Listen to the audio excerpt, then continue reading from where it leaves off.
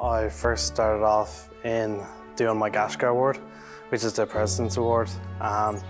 Then through that I got involved in the Apollo project. I'm one of the founding members of that. I was part of the transition year programme that the Education Department in the gallery runs, and obviously it gave me a great insight into how the gallery runs and the sort of exhibitions that are on.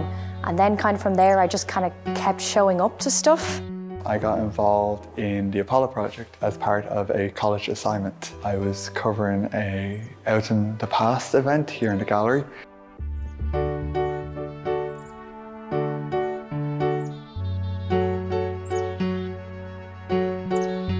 When I was playing my own music, and then Aisha heard it.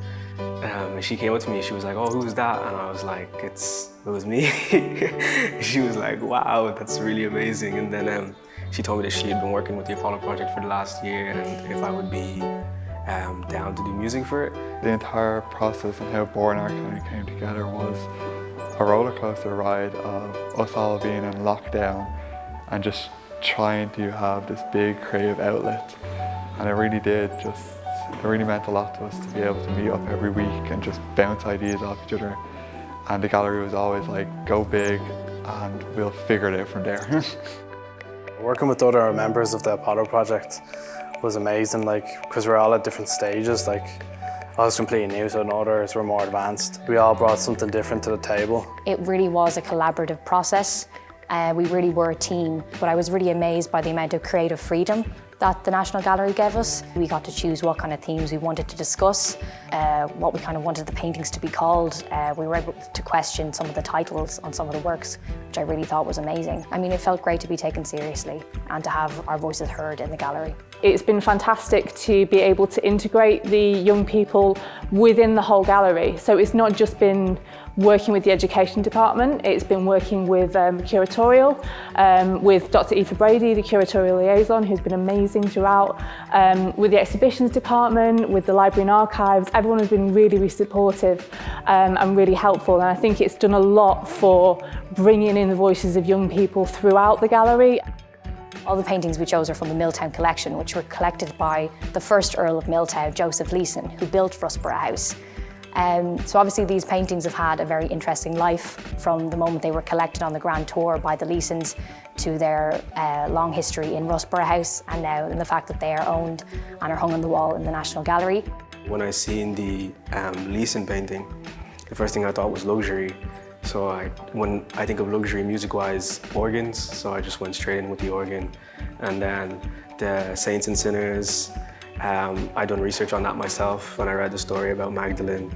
So yeah, I guess the progression just came from sadness. The painting of P.O.M. Tivoli, Rome, that was the name of the song. And I just like sunsets. They're just like wide and big. So yeah, I just produced in terms of how I would see a sunset and what I would like to hear if I was looking at a sunset and it was overwhelming me. Born Art for me has always been bold. It's tongue-in-cheek, it's out there, it's a little bit off the wall, and it's just trying something different in a way that's really exciting. At the National Gallery of Ireland, that has been curated by young people for young people of the National Collection. What I'd like to see the National Gallery of Ireland do next is more projects like this, because I just think they're so essential. You know, one thing I feel like Ireland lacks, which I've seen in other cities abroad, is that other cities push art forwards. They literally shove it in your face, from young creatives to older creatives. I feel that the final product and the amazing young people have really shown what is possible, and then what happens when we give some of that power away, and that the voices of young people deserve to be in the National Gallery of Ireland.